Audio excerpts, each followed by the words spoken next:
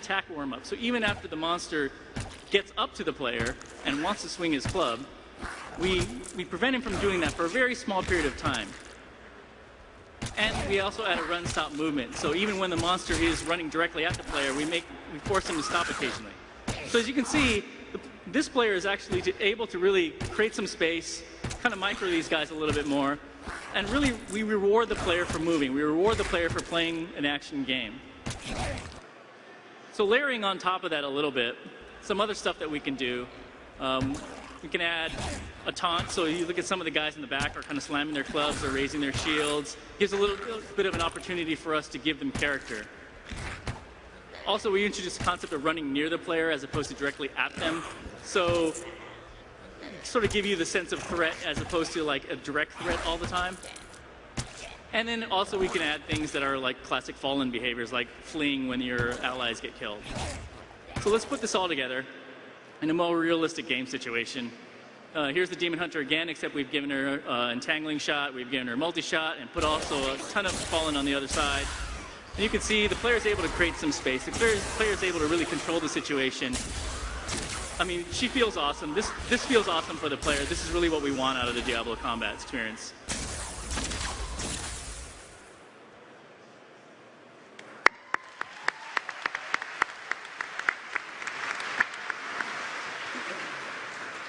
Hi, my name is Christian Leitner. I'm the art director, and I'm going to walk you guys through tools of instruction. So customization is a huge part in Diablo 3. We're really trying to push that a lot and give the player a lot of choices, so you guys have a lot of interesting things you guys can do to your characters. And this obviously starts, first of all, with our armor sets. And what you're seeing here is one of the little bit more advanced armor sets for the Barbarian. In the background, you can actually see the concept that started this armor set. And that was done by our very own Josh Tallman here on our panel.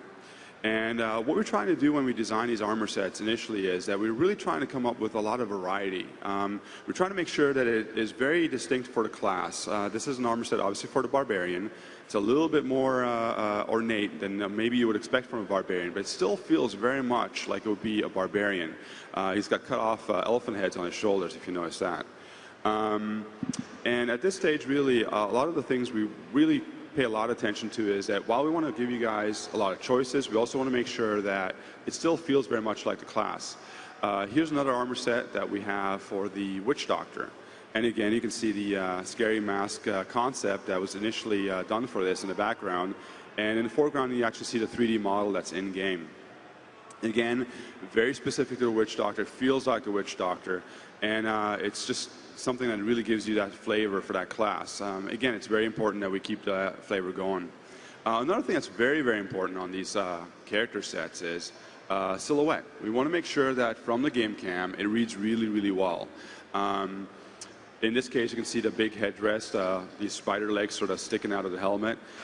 It's very iconic of the Witch Doctor, but it also reads really, really well. You want to be able to see who's wearing what armor set when you're playing with your friends, co-op online, and really have fun with that. Another example would be this. Again, this is a Barb armor set. You can see the shoulder pads are really strong. They define the silhouette really, really strongly. And again, you probably won't miss him when he's running past you in a dungeon. Another thing is, too, every once in a while, we try to push the envelope a little bit. The Witch Doctor is a good opportunity for that. We look around and we sort of get ideas for what we could do with a class that would maybe push an interest level or the particular thing that really epitomizes this class a little bit more. In this case, we had this crazy idea from our concept team that what if the armor moved? What if it had these sort of like these tentacles on the shoulders and on the headrest that would actually be moving? So what you see is a concept on the bottom there, or on the left, excuse me, and the 3D model on the right. And we actually built it. It's one of our favorite sets. And in motion, it actually ended up looking like this. Yeah. So you can see it's really creepy looking. And again, it's going to look really great from game cam as you're playing this stuff. Of course, what's all this epic armor without epic icons? Nothing. And Nothing. Yes. Mike does our icons. So what you can see here is the icons actually match, obviously, the 3D model. So as you put your icons on the paper doll, it will show up on the 3D model to the left. What's nice about this too is that the different looks for the armor sets actually match across the classes. What I mean by this is the exact same armor set on the wizard as it is on the barb, and on the barb you can see the icons matching the barb set, and on the wizard it matches the wizard set. So it's very nice because there's no disconnection between putting the armor on the character and what it actually ends up looking like on the character. That's another improvement we did over Diablo 2, and we sort of pushed the envelope a little bit further on Diablo 3. Another thing is that we're giving the players to do is customization, and we really feel like this is something that we're very proud of. Yeah.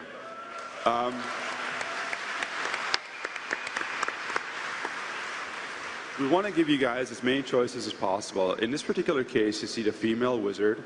On every armor set, you're going to have a slot that you can dye to a color that you prefer. The dyes you can pick up in the world, either craft or buy, or maybe loot drops.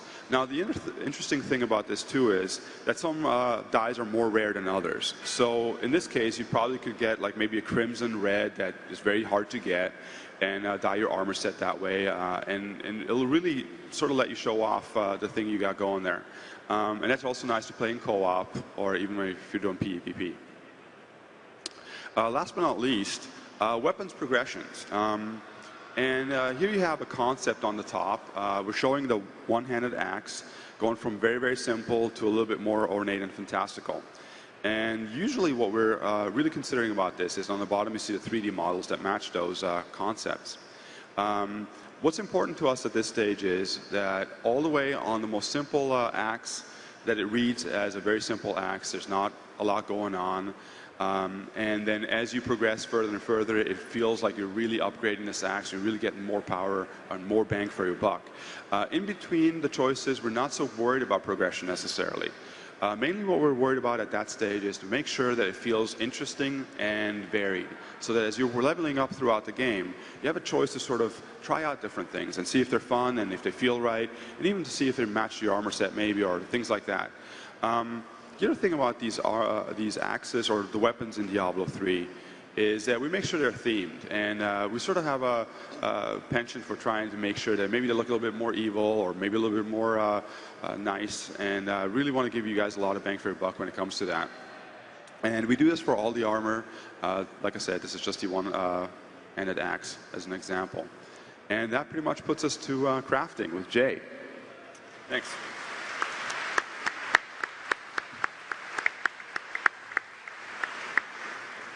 All right, so the sad truth for us designers is that when you work with a system that is completely random, like the Diablo loot system, sometimes it fails.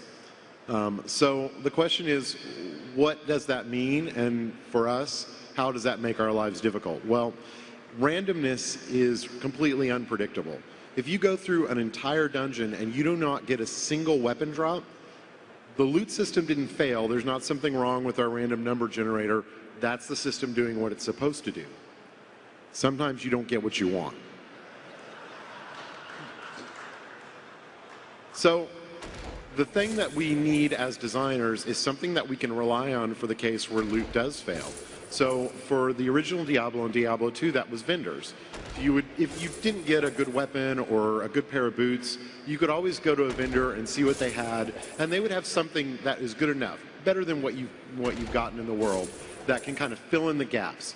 We don't care if the player gets the really awesome loot, if they get a streak and jackpot, that's great. But if they don't get good loot at all, that actually can make the game overly difficult and not fun, especially early on. So the purpose of our crafting system is really Artisans are vendors 2.0. We looked at them and felt like we could do a lot more with them, that we could have a lot more robust system than just filling in the gaps. So I'm going to introduce you to all of our artisans. This is the Mystic. So the Mystic crafts wands, staves, and other kinds of magic items. She can also enchant items, and she can identify items. So, and then our next one is the Blacksmith, which we've kind of shown before. He crafts armors and weaponry. Adds gem sockets. So basically, if you have an item that doesn't have the ability to put gems in it, he can actually add sockets to it so that you can. And repairs items.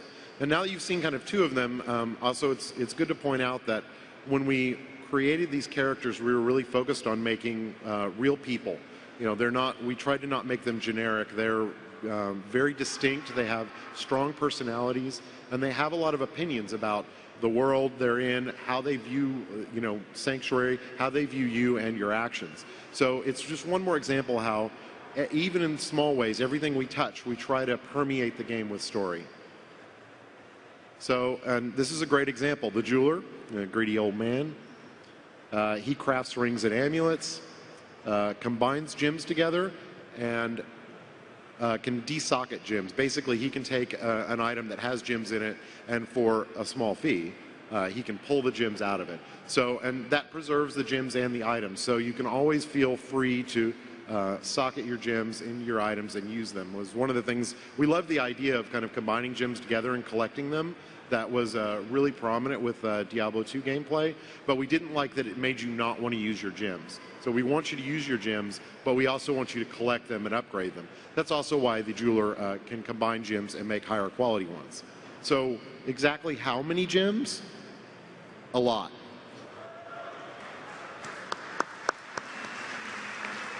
So there's 14 gem levels. This shows basically every gem that can drop in the game, but only the first 5 levels actually ever drop. So up to Radiant, every level past that can only be made by the jeweler. And he does that by combining those smaller gems together. So getting those extremely high-level gems is definitely achievement. Good luck. Okay, now that Jay introduced you all to the artisans, we're going to talk a little bit about how we interact with them with the interface. Now, as an interface designer, as much as I would love to believe you guys are going to pick up Diablo 3 to gaze lovingly at the interface, I know that is not the case. You guys are there to kill stuff and to enjoy the action. And so the interface should never impede that. It should be quick to pick up, simple to use, so you guys can get about your business of killing things.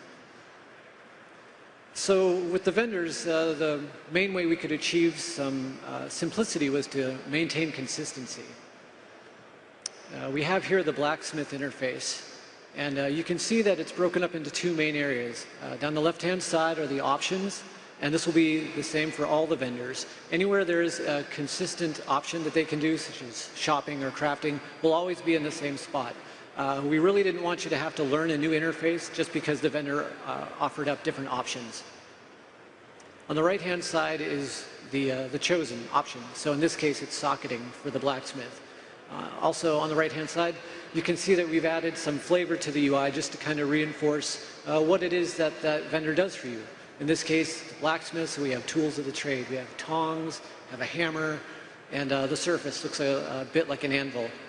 And if you were to compare that then to the mystic, you can see that the options stay the same down the left-hand side, but the right-hand side, the flavor changes. It's just any way we can help infuse some personality, even in the interface, just to kind of remind you who these people are.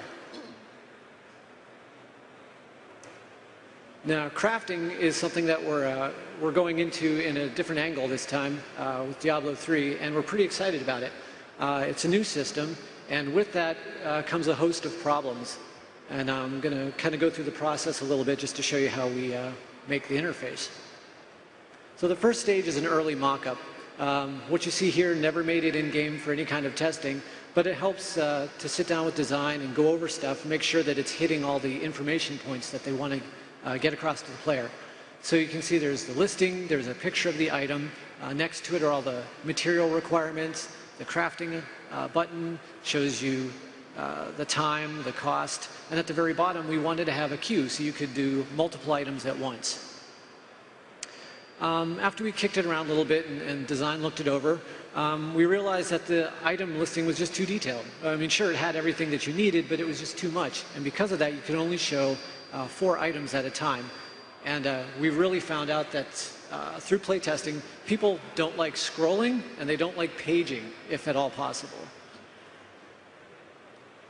So here, taking all the notes we had, we go back and take it for a second test.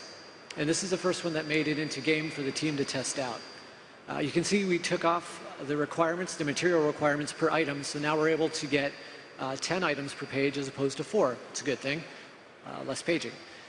The queue is still down to bottom, and we thought it would be awesome to have this big tooltip in the middle that gave you all the information you wanted, and that's great and all. It does what we wanted, but from playtesting, it just came back, the feedback